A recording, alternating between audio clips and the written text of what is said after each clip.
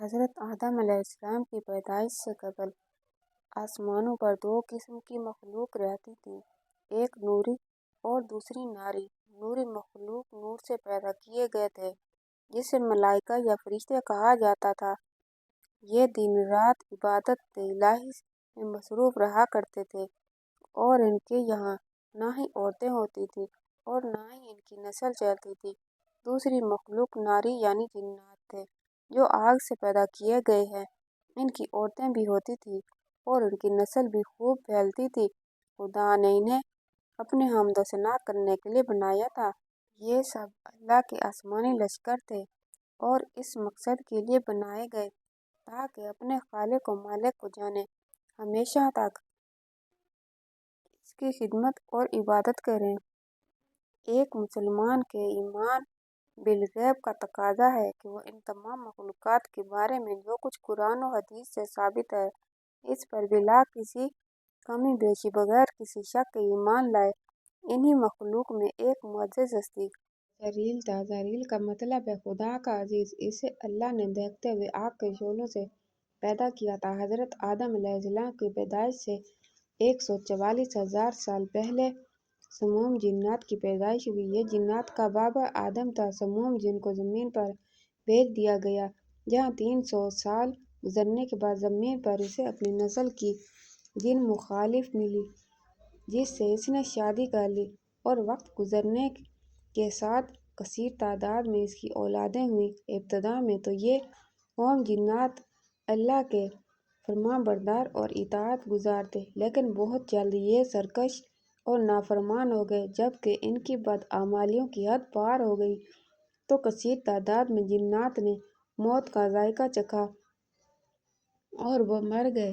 اسی دوران جو نیک جنات تھے وہ باقی بچے اور ان کی نسل آگے بڑھی۔ ان جناتوں میں ایک مشہور چلیپا تھا۔ چلیپا کا چہرہ ببر شیر جیسا تھا۔ چلیپا نہایت ہی قداور اور بہادر جن تھا۔ اس کی بیوی کا نام تبلیس تھا جس کا چہرہ بھیڑیے کی مادہ کی طرح تھا۔ وہ اپنے شوہر کی طرح دلیر اور طاقتور تھی۔ اپنی تمام قوم پر اس نے اپنی دھاک بٹھا رکھی تھی اور قوم کا بچہ بچہ چلیپا کا احترام کیا کرتا تھا۔ ان کے یہاں ایک بچے کی پیدائش ہوئی جس کا نام عزرائیل تھا۔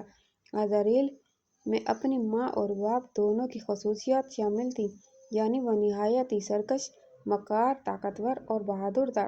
روایتوں کے مطابق قوم جنات کو دنیا میں بسایا گیا اور یہ حضرت آدم علیہ السلام کی پیدائش سے 50,000 سال قبل کا زمانہ تھا۔ بہت جلد یہ جنات سرکش ہو گئے اور خدا کے نافرمان بن گئے۔ جب جھگڑے اور فساد سے زمین لرز اٹھی تو آسمانوں سے فرشتوں کو حکم دیا گیا کہ جاؤ اور ان سرکش جنات کو مار پھینکو۔ لہٰذا اس کائنات میں پہلی خون ریز جنگ ہوئی جس میں عزرائیل کے ماں باپ یعنی چلیپا اور تبلیس دونوں نے بڑی بہادری سے جنگ کی، لیکن فرشتے ان پر غالب آ گئے۔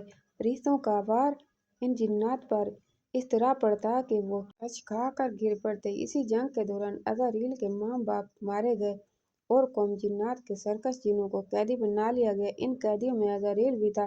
فرشتے جب اسے بارگاہ الہی میں لائے تو اس کو حکم ہوا کہ عزرائیل کی بہترین تربیت کرو۔ چنانچہ فرشتوں نے عزرائیل کی تربیت بہترین انداز سے کی۔ عبادت ریاضت کے طریقے اور آداب سکھائے گئے۔ اس طرح وہ بہت جلد اللہ کا مقرب ترین بندہ بن گیا۔ ایک وقت ایسا آ گیا کہ عزرائیل اللہ کا سب سے چہیتا، عبادت گزار، یاد کرنے والا اور زاہد بندہ تھا جس میں اس کا کوئی ثانی نہ تھا۔ حکمت اور دانشوری میں بھی اسے کمال حاصل تھا۔ عزرائیل اپنی عبادت اور ریاضت کی وجہ سے اس درجہ پر پہنچ چکا تھا کہ اسے فرشتوں کا معلم مقرر کر دیا گیا اور آسمان والے اسے عابد کہہ کر پکارنے لگے۔ حضرت کعب الاحبار رضی اللہ تعالیٰ عنہ کا بیان ہے کہ حضرت عزرائیل 40,000 سال تک جنت کا خزانچی تھا، 80,000 برس تک فرشتوں کا ساتھی رہا، 20,000 سال تک فرشتوں کو وعظ سناتا رہا جس میں ممبر پر بیٹھ کر عزرائیل فرشتوں کو درس دیا کرتا تھا۔ اسی ممبر کے نیچے حضرت جبرائیل، میکائیل، اسرافیل اور حضرت اسرافیل علیہ السلام بیٹھ کر اس کی درس و تدریس سنا کرتے تھے، لیکن اللہ کو بخوبی آگاہی تھی کہ یہ اصل میں لعین ہے۔ اور ایک معین مدت کے بعد ذلیل ہو کر اپنے انجام سے غافل۔ اس عزرائیل کا خاتمہ کفر کی حالت میں ہوگا، لہٰذا ایک روز عزرائیل نے لوح محفوظ کو دیکھا۔ اس میں ایک عبارت تحریر کی گئی تھی کہ میں اللہ کی پناہ مانگتا ہوں شیطان مردود سے۔ اس عبارت کو پڑھتے ہی عزرائیل غالباً 2000 سال تک روتا رہا اور بارگاہ الہی میں حاضر ہو کر دریافت کرنے لگا کہ اے رب العالمین، یہ شیطان الرجیم کون ہوگا جس سے پناہ مانگی جائے گی؟ اللہ تعالیٰ نے فرمایا، ہمارا ایک ایسا بندہ جسے ہر نعمت سے سرفراز کیا جائے گا مگر ایک حکم نہ ماننے کی وجہ سے مردود ہو جائے گا۔ عزرائیل نے خواہش کی کہ میں اس ملعون کو دیکھنا چاہتا ہوں جس پر اللہ تعالیٰ کی جانب سے فرمایا گیا تو جلد اسے دیکھے گا۔ عزرائیل ہر لمحے اسی سوچ میں غمگین رہتا کہ وہ ملعون آخر کون ہوگا جو خدا کے حکم سے انکار کرنے کی جرات کرے گا۔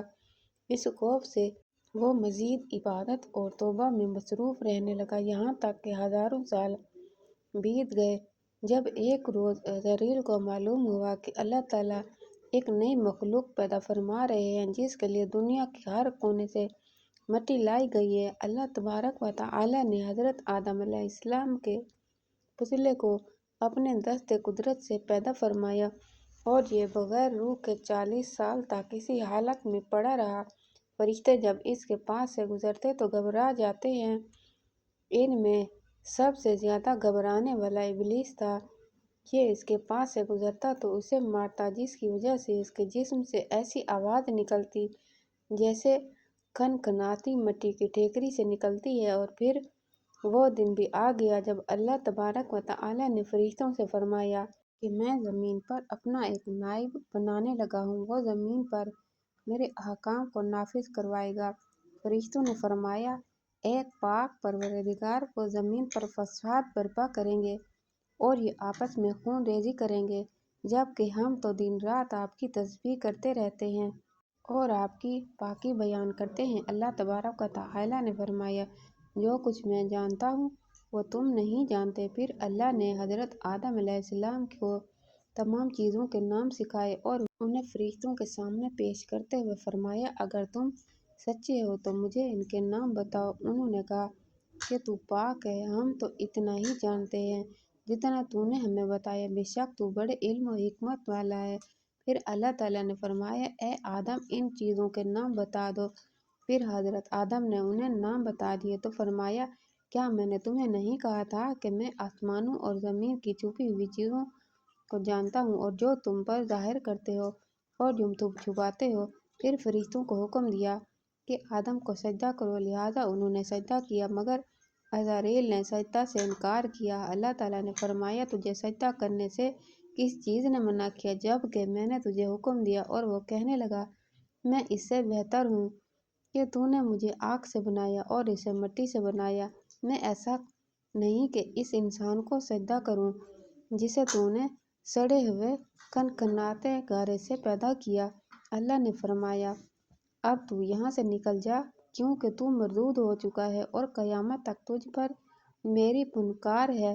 عزرائیل نے کہا، اے میرے رب، مجھے روز محشر تک کی مہلت دے دے۔ فرمایا، جا، میں نے تجھے متعین وقت تک کے لیے مہلت دے دی۔ اس نے کہا، مجھے تیری عزت کی قسم، میں ان سب کو یقیناً بہکاؤں گا، ان پر حملہ کروں گا، ان کے آگے سے بھی اور پیچھے سے بھی اور ان کے دائیں جانب سے اور بائیں جانب سے، اور آپ ان میں سے اکثر کو شکر گزار نہیں پائیں گے۔ اللہ نے فرمایا، یہاں سے ذلیل و خوار ہو کر نکل جا۔ ان میں سے جو شخص تیرا کہنا مانے گا میں ان سب کو جہنم بھر دوں گا۔ اور یوں بارگاہ خداوندی سے دھتکارے جانے کے بعد عزرائیل ابلیس بن گیا۔ اپنے غرور اور تکبر اور رعونت کی بنا پر اس کی ہزاروں سالوں کی عبادت اور ریاضت ضائع ہو گئی اور اسے عرش سے فرش پر پٹک دیا گیا۔ روایتوں کے مطابق ابلیس کی موت کا وقت اسرافیل علیہ السلام کے پہلے اور دوسرے سور پھونکنے کے درمیان کا وقت ہے، جب اسے دی گئی مہلت پوری ہو چکی ہوگی اور وہ ذلیل و خوار ہو جائے گا۔ قرآن مجید کے مطابق روز محشر خدا کے فیصلے کے بعد ابلیس اپنے پیروکاروں سے اعلان برات کرتے ہوئے کہے گا کہ تم اپنے گناہوں کے خود ذمہ دار ہو، نیز وہ کہے گا کہ خدا نے تمہیں سچا وعدہ دیا تھا اور وہ وعدہ جو تمہیں میں نے دیا تھا اس کی مخالفت کرتا ہوں۔ مجھے تم پر کسی قسم کا کوئی تسلط حاصل نہیں سوائے اس کے کہ میں نے تمہیں بلایا اور تم میری پکار پر لبیک کہا۔ بس مجھے ملامت نہ کرو، اپنے آپ کو ملامت کرو۔ اب میں سجدے سے انکار کا جذبہ جذب حسد تھا جس نے اسے مجبور کیا کہ میری جگہ آدم علیہ السلام کو کیوں مل گئی۔